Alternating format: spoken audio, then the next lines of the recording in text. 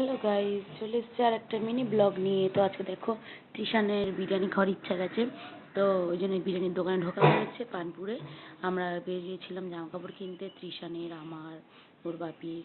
তো যাই হোক, ফেরার পথে ও বিরিয়ানি খায় বললো বলে দোকানে ঢোকা আছে। এখন এক প্লেট বিরিয়ানি নেওয়া হয়েছে আর একটু রাইস বলা হয়েছে বেশি করে দিতে। তারপর দেখো বাড়ি চলে এসেছিলাম, আর এসে তোমাদের জামা কাপড়গুলো আমি দেখাচ্ছি। একটা কুর্তি নিয়েছি, আমার একটা নাইটি নিয়েছি, আর একটা গেঞ্জি টপ নিয়েছি, আর যে তোমাদের দাদা ভাইয়ের দুটো হাফ প্যান্ট। দেখো তৃষানের দেখছো মানে খিদে পেয়ে গেছে, বিরিয়ানির প্যাকেটটা ধরে নিয়ে এসছে। আর এই যে একটা ছাতা, একটা গেঞ্জি নিয়েছি, তৃষানের জুতো, তৃষানের বাপির জুতো। যাই হোক, সবটা তোমাদের সঙ্গে দেখালাম। কিনেছি আর দেখাবো না তা কখনো হয়, তো তাই দেখালাম। তৃষানের জুতোটা আমার খুব পছন্দ হয়েছে, দেখে নাও। তারপর তো রয়েছে আমাদের খাওয়া দাওয়ার পালা।